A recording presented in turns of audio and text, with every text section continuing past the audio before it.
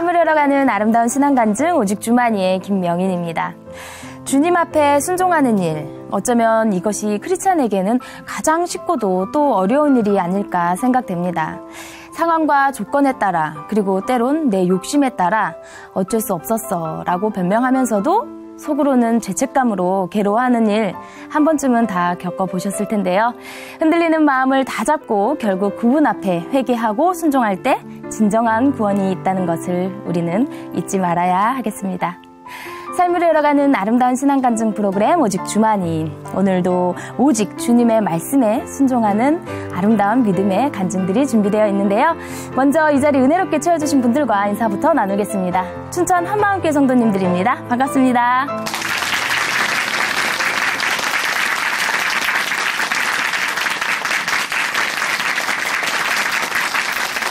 네, 오늘 첫 번째 출연자 만나보겠습니다. 이번에 만나실 자매님은요, 선교사와 자신의 꿈을 놓고 갈등하다가 결국 꿈을 선택하고 자신만을 위한 삶을 살아오셨다고 합니다. 그러나 늘 죄책감으로 마음이 힘드셨다고 하는데요. 과연 자매님이 어떻게 이 마음의 짐을 벗을 수 있었는지 함께 그 이야기 들어보도록 하겠습니다. 춘천 한마음교회 김현경 자매님 박수로 모십니다.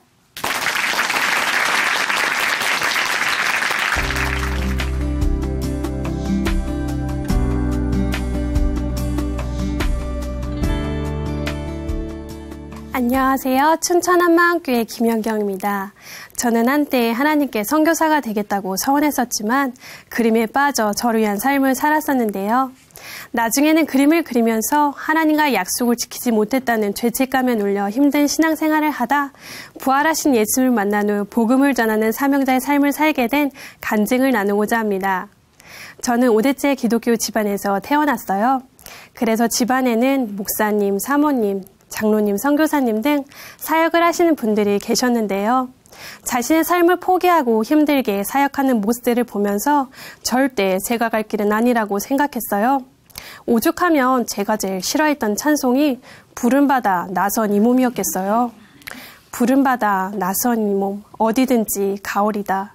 멸시천대 십자가는 제가 지고 가오리다. 이름 없이 빛도 없이 감사하며 섬기리다. 전 이름도 빛도 없는 그런 삶은 정말 살기 싫었어요. 그런데 저의 이런 막연한 생각이 실제 고민이 된 일이 생겼습니다.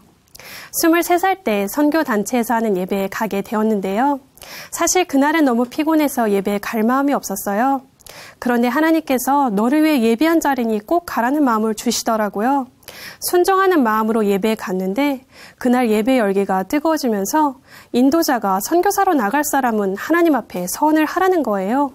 순간 하나님께서 이걸 위해 오라고 하셨구나 하는 생각에 자리에서 일어나 눈물을 흘리며 선교사가 되겠다고 서원을 했습니다. 하루는 교회에서 청년 리더들끼리 모여 3시간 동안 뜨겁게 기도를 하는데 아프리카가 저의 선교지라는 마음이 드는 거예요. 함께 있던 동생도 저를 위해 기도하다 같은 마음을 받았다고 하니 이건 정말 확실한 기도응답이라고 생각했어요. 그런데 아프리카가 얼마나 굶주리고 힘든 나라인지 아니 마음이 힘들더라고요. 항상 병과 식량 문제로 시달리고 있는 아프리카, 거기서 선교한다는 것이 어떤 의미인지 바로 알겠더라고요. 전 정말 저길 어떻게 가야 하나 이런 생각만 들었어요. 거기다 전 대학에서 선교와 전혀 상관없는 의상 디자인을 전공했는데요. 활동적이고 친화력이 좋아하는 디자인은 제 성격과 맞지 않아 힘들었어요. 그러다 혼자 작업하고 표현하는 그림이 제 적성인 걸 알게 되었고 뒤늦게 시작한 그림은 정말 재밌었어요. 선생님들도 제 재능을 인정해 주시니 그림 그리는 것이 더 신나더라고요. 그리고 틀에 얽매이지 않는 다양성과 자유로움이 있는 독일 미술에 반하게 되었어요. 꼭 그곳에서 공부해보고 싶다는 마음이 들더라고요. 그래서 저는 독일로 유학을 가기로 결심했습니다. 정신없이 바쁘게 유학 준비를 하고 있던 중 하루는 교회 동생이 언니야말로 딱 선교사 스타일이지. 언니가 선교사라면 누가 해? 이런 말을 하는데 마음이 너무 불편했어요. 선교사가 되겠다고 하나님과 약속한 것이 마음에 걸리더라고요. 그래도 전 제가 이루고 싶은 꿈과 소망을 포기할 수는 없었어요.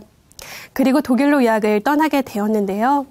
독일에서의 생활은 저랑 너무 잘 맞는 거예요. 여유롭고 서로 터치 안 하는 개인주의적인 삶이 정말 좋더라고요. 전 그곳에서 유명한 작가들의 전시장을 돌아다니며 본격적으로 그림을 공부하기 시작했어요. 그들의 작업을 보면 정말 행복했고 그림을 그리며 새벽까지 작업하는 것은 저에게 낭만이었어요. 좋은 전시회 갔으면 일부러 아껴뒀다가 보러 가기도 했고요. 전시장에 갈 때마다 저는 그림과 연애하는 것 같았어요. 정말 많이 설레더라고요. 평생 그림만 그리고 살아도 행복하게 잘 살 수 있겠다는 생각이 들 정도였어요. 그림과 결혼할 수 있는 사회적인 제도만 있다면 저는 그림과 결혼하고 싶을 정도로 심취해 있었습니다. 저는 주로 밤에 그림을 그렸는데요. 한번 그림을 그리기 시작하면 6시간 이상 그릴 정도로 집중했어요. 제 안에 있는 것들을 그림으로 현실화시키는 것은 정말 즐거웠어요. 제 그림에 대해 칭찬을 받을 때나 또 마음먹은 대로 그림이 잘 그려지면 제가 정말 특별한 재능을 가지고 있다는 생각이 들더라고요. 유명한 여러 작가들을 보며 저도 저렇게 제 인생을 예술로 불태우고 싶다고 생각했어요. 이름도 없이 살아가는 선교사의 삶보다 그림으로 제 이름 석자를 알리고 화려한 빛 가운데서 살아가고 싶었어요. 그런데 그렇게 그림에 빠져 살다가도 선교사가 되지 못했다는 죄책감이 덮쳐올 때가 있었어요. 하루는 전시회를 보고 뿌듯한 마음으로 기차역에서 내려 집으로 가고 있었는데요. 그날따라 기차역에 흑인들이 너무 많은 거예요. 특히 그 중에서도 유독 까만 사람이 제 눈에 띄었는데 순간 마음에서 왜 이렇게 시커매 하며 짜증이 확 올라오더라고요. 선교사로 서운했던 것이 생각났거든요. 아프리카라는 사명지도 받았는데 선교에 대한 마음도 비전도 없이 그림에만 빠져있는 제 모습에 너무 찔렸어요. 그럴 때마다 하나님, 제가 했던 약속 언젠간 꼭 갚을게요. 그런데 지금은 아니에요. 말했어요. 그런데 어느 날 직장암으로 투병하시는 아빠가 위독하시다는 소식을 듣고 한국에 들어가게 됐어요. 제가 한국에 들어가고 일주일 만에 아빠가 소천하셨는데요. 장례식을 치르고 다시 독일로 돌아갈 준비를 하는데 독일 지인이 소개시켜준 춘천한마음교회 언니가 이번 기회에 교회 기숙사에서 훈련을 받는 게 어떻겠냐고 권했어요. 선교사 사원도 지키지 않은 제가 이번마저 하나님의 부르심을 거부하면 정말 어떻게 될지 모른다는 생각에 저는 춘천으로 향했습니다. 저는 그곳에서 복음을 다시 듣게 됐는데요. 가장 충격을 받았던 건 훈련을 받고 있는 청년들이었어요. 저보다 훨씬 어린데도 복음으로 너무나도 뜨거운 거예요. 처음에는 강원도 애들이 참 순수하구나 이렇게 생각했었는데요. 계속 함께 지내다 보니 아이들은 자신들에게 너무나도 확실한 것을 전하고 분명한 것을 이야기하고 있더라고요. 그건 예수님의 부활이었는데요. 예수님은 역사적 인물이고 부활도 실제 사건이라고 하더라고요. 그리고 성경대로 죽으시고 부활하신 예수님이 하나님이라고요. 그러면서 온통 부활만 이야기하는 거예요. 그런데 들을 때마다 너무 새롭고 좋더라고요. 그렇게 2달 반이라는 시간이 지나고 저는 학교 때문에 어쩔 수 없이 독일로 돌아가게 됐는데요. 훈련관을 나가던 날 새벽 예배가 끝나고 훈련관 식구들이 저를 위해 파송식을 해주더라고요. 그리고 비록 아프리카로 선교를 나가진 못하지만 내가 있는 독일 땅에서 이 부활의 복음으로 선교사의 사명을 감당할 수 있겠구나 하고 생각했어요. 저는 독일에 돌아가서 기회가 있을 때마다 복음을 계속 전했어요. 전도지를 항상 가지고 다니면서요. 그런데 복음을 전하면서도 졸업작품 해야 하는데 이렇게 복음만 전하고 있어도 되나 하는 생각이 들었어요. 그래서 또 그림에 집중하려고 하면 복음을 전할 영혼들이 눈에 보이는 거예요. 선교사로서의 사명과 그림 사이에서 갈등하면서도 저는 정말 최선을 다해 복음을 전했습니다. 그런데 예수님을 영접하는 사람들은 많았지만 사도행전에서 일어났던 초대교회 같은 공동체는 세워지지 않았어요. 분명히 동일한 복음을 전하는데 왜 공동체가 세워지지 않을까 고민이 되더라고요. 저는 점점 지쳐갔어요. 그때부터 저는 낮은 마음으로 하나님 앞에 엎드리기 시작했습니다. 부활책자, 성경, 목사님의 침례 신문 칼럼을 시간이 있을 때마다 들여다봤어요. 그런데 어느 날 책상에 펼쳐놨던 칼럼 중 한 구절이 제 눈에 들어왔습니다. 왜 초대교회 같은 공동체가 세워지지 않는가? 가장 핵심적인 이유는 내가 주인된 죄를 회개하지 않았기 때문이다. 아무리 복음을 전해도 공동체가 세워지지 않았던 이유는 제가 바로 주인이었기 때문이었습니다. 너무나 충격이었어요. 저는 다시 낮은 마음으로 하나님 앞에 엎드릴 수밖에 없었어요. 그러다 성경을 읽는 중 하나님께서는 로마서 2장 5절 말씀으로 제 진짜 마음을 드러내셨어요. 내 고집과 회개치 아니한 마음을 따라 진노를 쌓는도다.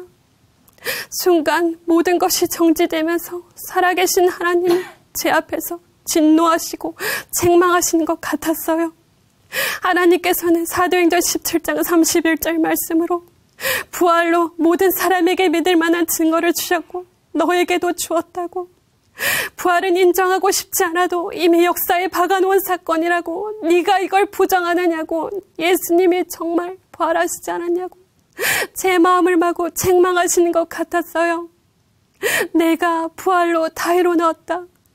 너의 모든 상처와 죄를 십자가에 못 박았다.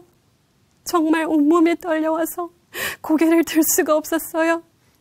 그 순간 그토록 많이 들었던 예수님의 부활이 실제가 되었습니다. 성경대로 죽으시고 성경대로 부활하신 예수님은 창조주 하나님, 저의 주이셨습니다.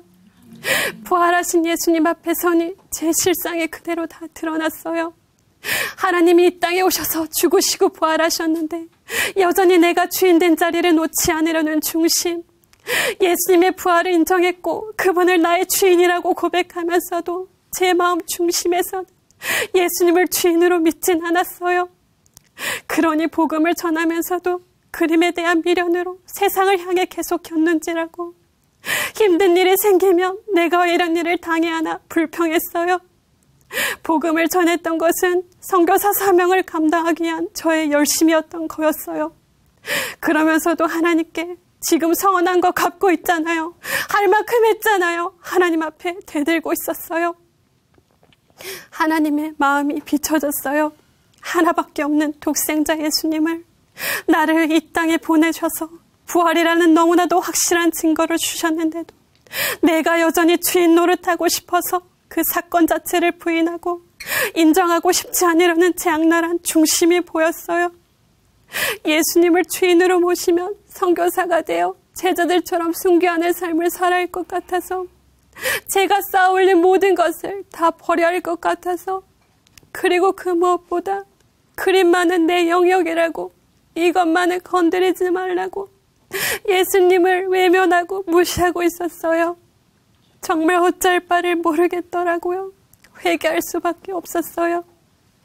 하나님, 잘못했어요. 예수님께서 부활하셨는데 여전히 제가 주인되어 예수님을 마음에 두기를 싫어했어요. 저는 주님 앞에 진정으로 회개하며 예수님을 제 마음의 주인으로 영접했습니다. 그러자 예수님 안에 제가 새 피조물임을 단번에 비춰주셨어요. 저를 위해 죽으시고 부활하셔서 저의 주인 되어주신 예수님께 너무 감사하고 기뻐서 감격의 눈물이 나왔어요. 부활은 피조물을 위해 전능자 하나님께서 이 땅에 오셨다 가심으로 이미 다 이루어주신 엄청난 사건이었어요. 그때서야 하나님의 진정한 마음을 알게 되었어요. 부활하신 예수님을 믿기만 하면 되는데 진노하신 하나님의 본심은 그동안 하나님 앞에 고집과 교만으로 살았던 저를 여전히 사랑으로 기다리시고 계셨다는 것을요. 하나님의 본심을 알게 되니 그 구원의 은혜에 너무 감사했어요. 이전에 저는 제 만족과 욕심을 위해 그림을 그렸는데요. 예수님의 부활로 이 땅에서의 삶이 전부가 아닌 하늘나라의 영원한 삶이 있다는 것을 알게 되니 세상의 모든 것은 그저 다 썩어질 것들이더라고요. 그림에 대한 저의 미련이 그대로 다 사라졌습니다. 이제는 저의 모든 재능을 오직 주와 복음을 위해 사용하게 되었어요. 미대생들은 자신의 그림을 다른 사람에게 보여주는 것을 부담스러워하기도 하는데요. 자신만의 세계에 갇혀 내면에 있는 모든 것들을 쏟아내 그림을 그리기 때문에 그림을 곧 자신이라고 생각하거든요. 그래서 예전에 저는 제 그림을 보여주면 저의 모든 모습을 드러내는 것 같아서 남들에게 보여주기를 꺼려했어요. 그런데 한 번은 독일에서 알게 된 언니가 미대에 들어가고 싶은데 어떤 식으로 그림을 그려야 할지 모르겠다고 조언을 구하더라고요. 그러면서 저에게 그림 작업 포트폴리오를 보여줄 수 있냐고 물어봤어요. 예전에 저였다면 내가 그걸 왜 보여줘 하고 생각했었을 텐데 이젠 제 그림과 재능의 주인이 예수님이심을 알게 되니 복음을 전하기에 아낌없이 보여주고 싶더라고요. 그 무엇보다 소중하게 여겼던 제 그림들을 복음을 전하는 도구로 사용하는 제 모습이 스스로 너무 놀랍더라고요. 모든 것에서 자유해진 저는 기쁜 마음으로 복음을 다시 전하기 시작했어요. 그리고 놀랍게도 주님께서 두 영혼을 만나게 해주셔서 그렇게 노력해도 세워지지 않았던 공동체가 세워져 모임을 시작하게 되었어요. 양육하는 건 결코 쉽진 않았어요. 힘들어서 도망가고 싶을 때마다 하나님께서 저를 훈련시키셔서 계속 소망으로 영혼을 품게 하셨어요. 양육을 통해 저는 예수님의 오래 참음과 기다림을 배우게 되었어요. 예수님을 마음에 두기를 거부하고 살았던 마귀 같은 나를 제 마음 밖에서 오랫동안 기다려주신 예수님의 마음이 보였습니다. 그 사랑에 너무 감격되더라고요. 제가 10년 동안 독일에서 살면서 외국인이라고 조금이라도 불리한 일을 당하면 눈에 불을 켜고 독일 사람들에게 불평하면서 화냈었어요. 평소엔 제대로 나오지도 않던 독일어가 불이익만 당하면 방언처럼 술술 나오는 거예요. 그랬던 제가 부활하신 예수를 만나니 독일 사람들에 대한 긍휼한 마음이 부어졌어요. 하루는 버스를 타고 집으로 가고 있었는데요. 하나님, 이 사람들 부활하신 예수님 만나고 천국 가게 해주세요 기도하며 숨죽여 울기도 했습니다. 겉으로는 너무나 여유롭고 풍요로운 나라, 그러나 영적으로는 이미 죽은 것과 마찬가지니 독일 땅에 하나님께서 저를 사명자로 부르셨다는 것을 알게 되었어요. 부활의 복음으로 다시 살아나길 간절히 기도하게 되더라고요. 독일 교회엔 소수의 노인분들만 남아서 예배를 드리는 곳이 많은데요. 독일 문화에 깊숙이 배어있는 철학과 이성이 그들의 우상에 대해 하나님의 말씀보다 자신들의 생각을 앞세우는 현실을 볼 때면 정말 너무나도 안타깝습니다. 그래서 제가 뿌리는 복음의 씨앗이 주님께서 기뻐하시는 열매가 맺히길 간절히 기도하고 있어요. 전 지금 석사 과정 졸업을 앞두고 있는데요. 졸업 후 하나님께서 저를 어떤 길로 인도하실지 너무나 기대가 됩니다. 제가 공부한 미술을 통해 가난하고 소외된 나라 아프리카에서 선교하며 아이들에게 희망이 되고 싶다는 소망도 생겼어요. 전능하신 하나님께서 이 낮고 낮은 땅에 사람으로 오셔서 저를 섬겨주셨듯 저도 그렇게 낮은 자리에서 힘든 사람들을 섬기고 싶습니다. 저는 예수님께서 이 땅에 오셨듯 하늘나라에서 이 땅으로 파송받은 선교사였어요. 서운했기 때문에 선교사로 사는 것이 아니라 부활하신 예수님을 만나면 제자들처럼 생명을 걸고 사명을 감당하는 거였어요. 저는 하나님께 선교사가 되겠다고 서운했었지만 그림이 우상에 대어 제 마음대로 살았었는데요. 하나님과의 약속을 지키지 못했다는 죄책감과 그림에 대한 욕심 사이에서 갈등하다 부활하신 예수님을 만나 부활의 증인이 되었습니다. 오직 복음만이 제 삶의 목적이 되었어요. 복음을 전하면서 오해와 핍박을 받기도 하지만 이제는 이 빛도 없고 이름도 없는 사명자의 삶이 최고의 기름을 알게 되었습니다. 이제는 어디든 하나님께서 허락하시는 곳에서 부활의 증인으로 하늘나라 선교사의 사명을 감당하겠습니다. 감사합니다.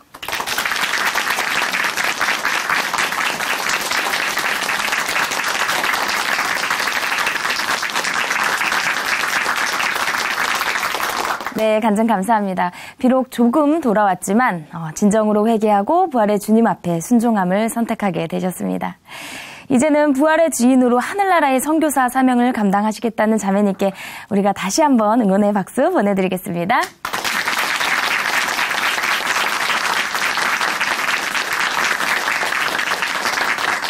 아름다운 믿음의 고백으로 하나님의 은혜를 나누는 오직 주만이 오늘의 두 번째 출연자 함께 만나보겠습니다. 지금 만나실 자매님은요, 둘째 아이를 가슴으로 낳으신 분입니다. 딸을 입양하게 되면서요, 혹시라도 아이가 행복하지 않으면 어쩌나 늘 전전긍긍하게 되셨다는데요. 과연 자매님은 따님과 함께 진정한 행복을 찾으셨을까요? 지금 바로 모셔보도록 하겠습니다. 춘천 한마음교회 이경자 자매님 박수로 모십니다.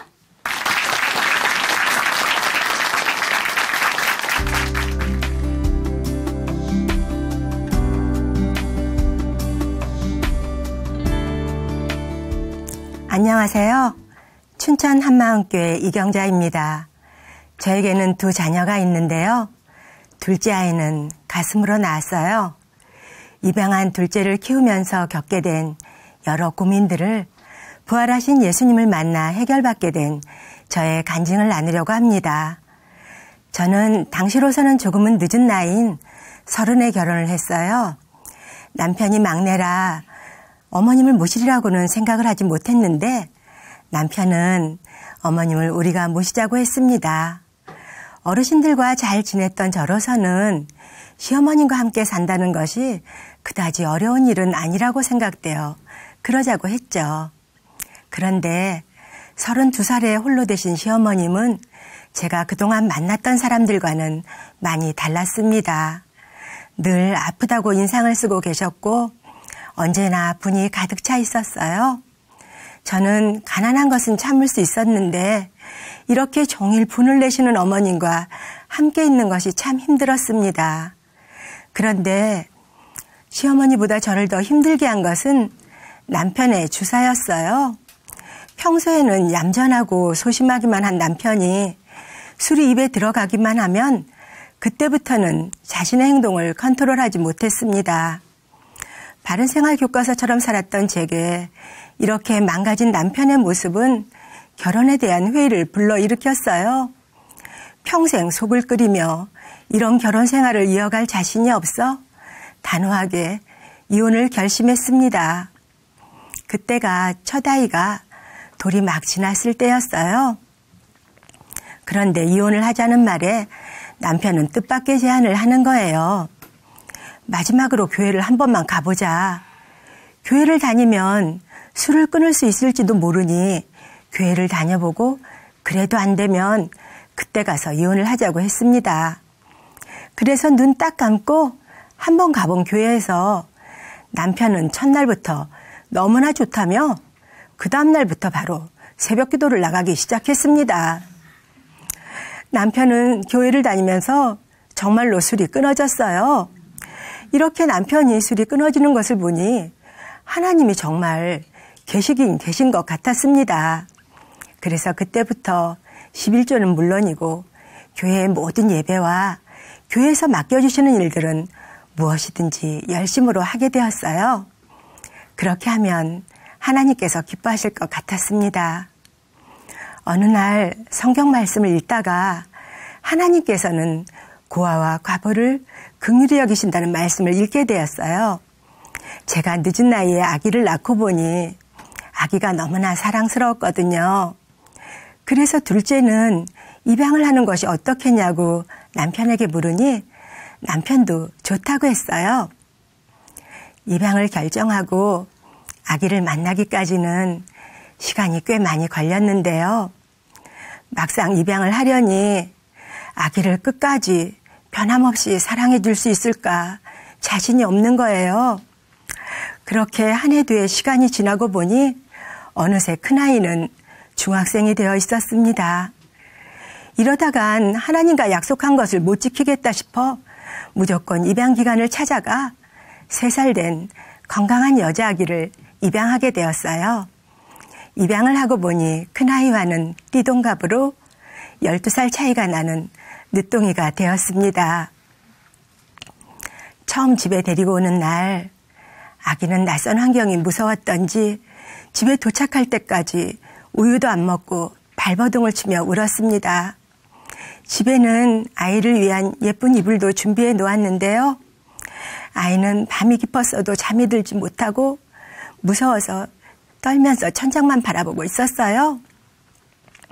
무서워서 떨고 있는 아이를 꼭 안아주며 엄마가 정말 좋은 엄마가 되어줄게 마음으로 아이와 약속을 하였습니다.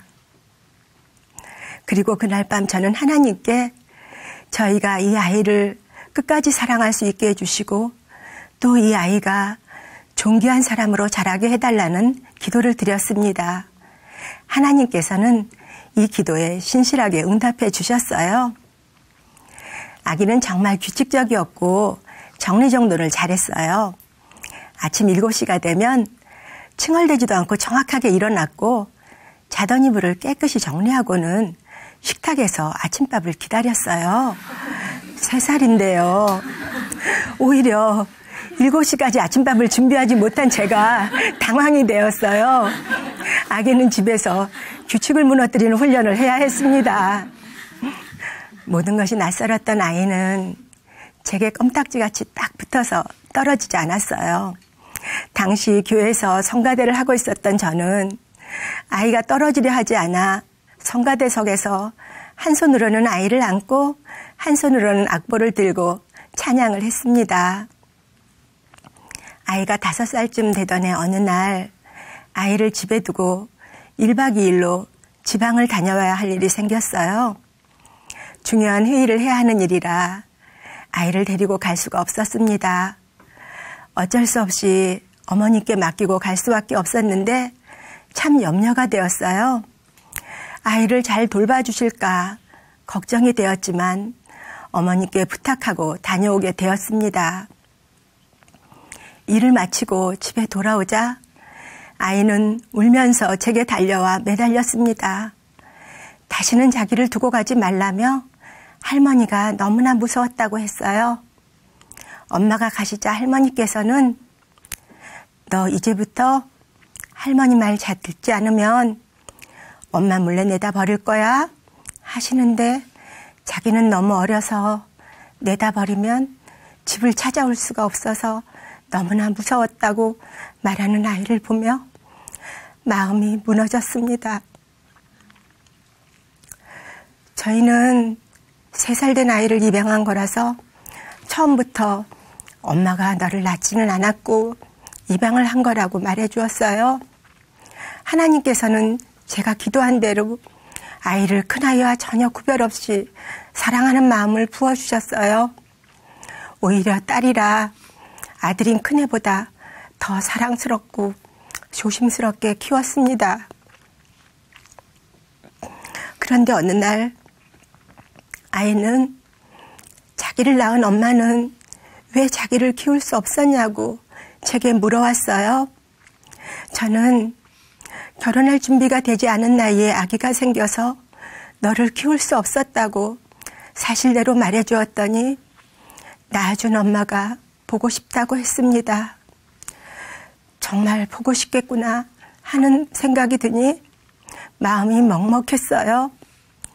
낳아준 엄마를 그리워하는 마음을 평생 가슴에 안고 살아가는 것은 아닐까 하는 생각이 드니 이 아이의 아픔을 내가 어떻게 보듬어 줄 수 있을까 근심이 되었습니다.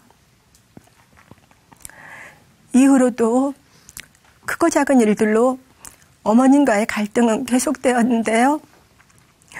어머님은 아이의 옷이 작아져서 새 옷을 사주기라도 하면 있는 옷 다 어쩌고 새 옷을 사주느냐고 소리를 치셨어요.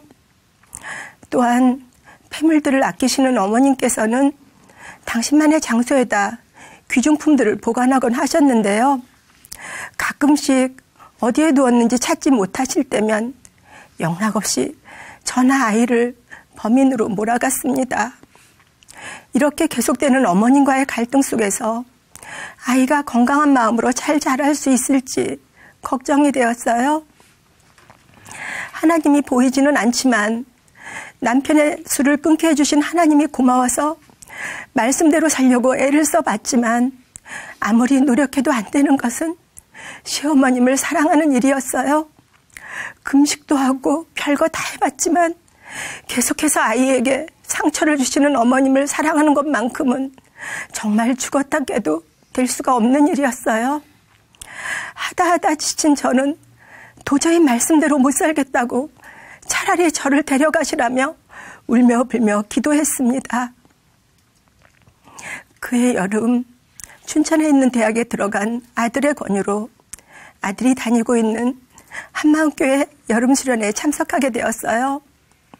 청년들이 많아서 그런지 목사님께서는 첫 시간에 아주 기초적인 말씀인 부활을 말씀하셨어요. 다 아는 거라 건성으로 들었습니다. 학생들은 뭘 열심히 쓰던데 전 다 아는 거라 쓸 것도 없었어요. 그런데 그 다음 시간도 계속해서 부활을 말씀하시는데 그 눈빛이 너무나 진지하셨어요. 정말 무언가를 알려주고 싶은 안타깝고 간절한 눈빛이었어요. 뭐지? 그때 한 말씀을 읽어주셨는데요. 마태복음 7장에 나더러 주여 주여 하는 자마다 천국에 다 들어갈 것이 아니라는 말씀이었어요.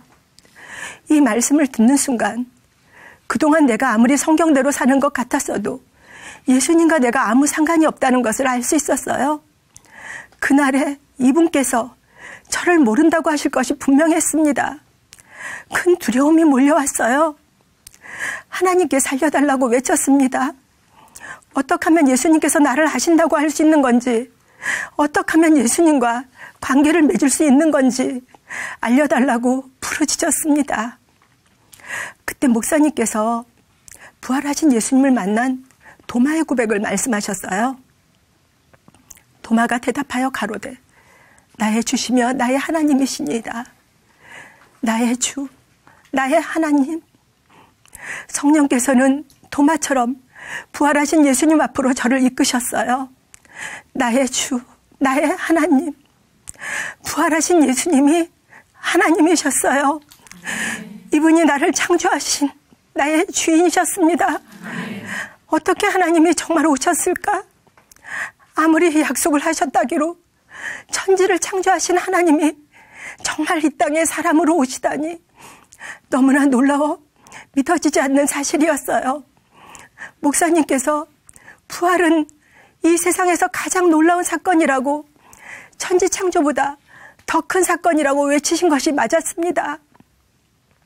저는 그동안 성경을 믿는다고, 그래서 그 말씀대로 살겠다고 했던 자인데 실상은 성경도 하나님도 믿지 않은 자였음을 알 수 있었어요.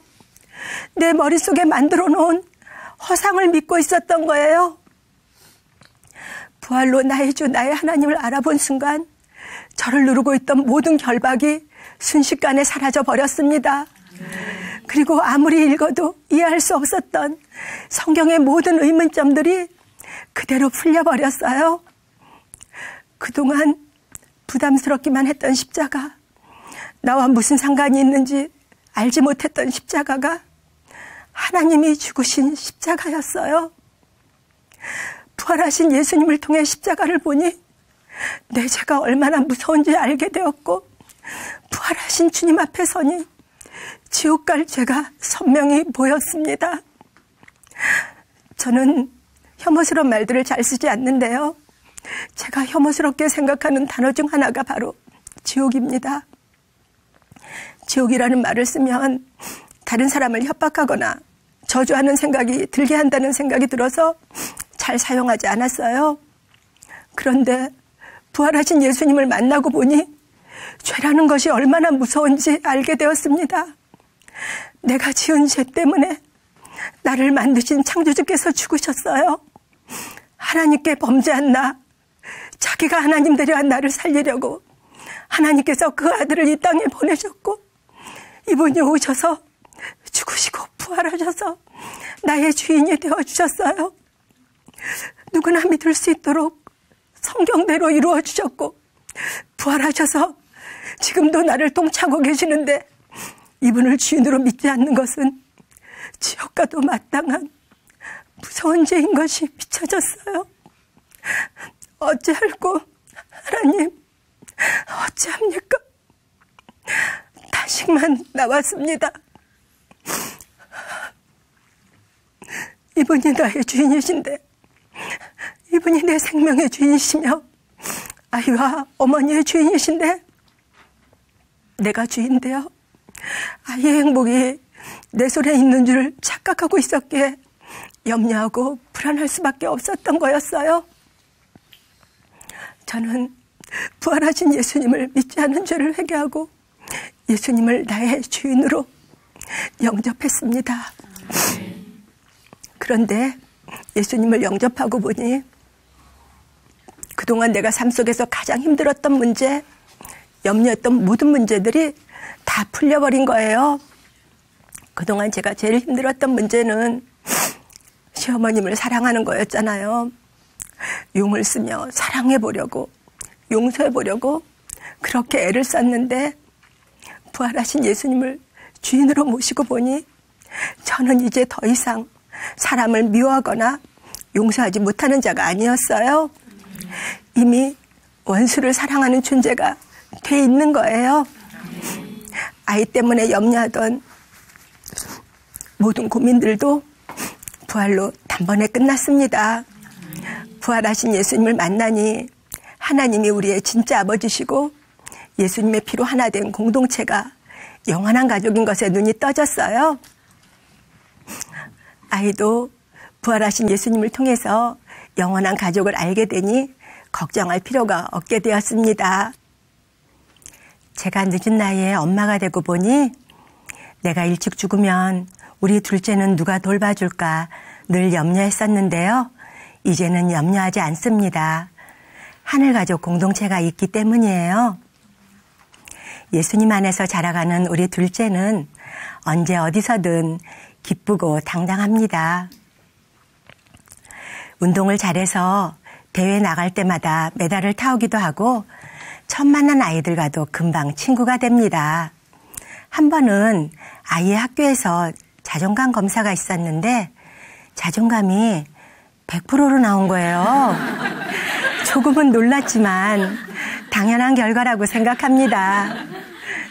지금 우리 아이는 100만인이 벌벌 떤다는 중2예요. 사람들은 중2병이니 사춘기니 하지만 예수님과 동행하는 우리 아이는 그런 게 뭐냐는 듯이 기쁘고 씩씩하게 살아가고 있습니다. 저는 우리 아이를 가슴으로 낳았지만 예수님을 통하여 영원한 진짜 가족이 되었어요. 저는 영원히 우리 아이의 진짜 엄마입니다. 아이를 위해 하나님께 기도했던 대로 아이는 집에서나 밖에서나 존귀 여김을 받고 있어요. 지금 어머니께서는 밖에 나갔다 들어오실 때면 언제나 손녀에게 주시려고 과자나 음료수들을 챙겨오시고요. 동네를 다니면서 누구에게나 손녀를 자랑하십니다. 띠동갑 오빠는 어린 동생의 든든한 보디가드고요. 아빠는 딸의 부탁이라면 뭐든지 들어주는 완전 딸바보예요. 그뿐 아니라 부활하신 예수님이 아이의 주인이시니 세상에서 정말로 제일 존귀한 자가 된 거예요. 저에게 이렇게 귀한 딸을 주시고 복음을 통하여 영원토록 함께할 수 있는 교회 공동체를 주신 하나님께 감사한 것밖에 없습니다. 저의 남은 삶 주님을 기쁘시게 하기 위해 최선을 다해 달려가겠습니다. 감사합니다.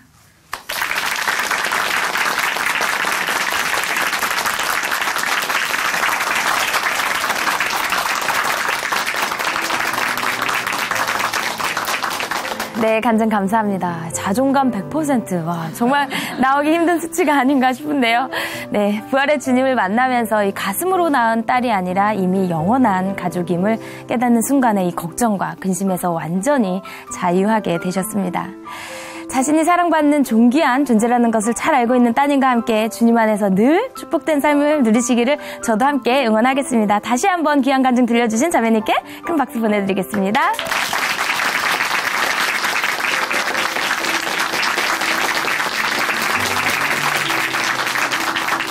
하나님으로 인해 변한 삶의 고백이 있는 간증 프로그램 오직 주만이, 오늘은 여기까지입니다. 지금까지 함께해 주신 춘천 한마음교회 성도님들 그리고 시청자 여러분 감사드립니다. 오늘도 찬양으로 마무리하겠는데요. 오늘 찬양해 주실 분은 남궁정민 자매님이시고요. 곡목은 주의 나라 세우소서입니다. 오늘도 주님의 말씀에 순종하는 멋진 하루 보내세요. 감사합니다.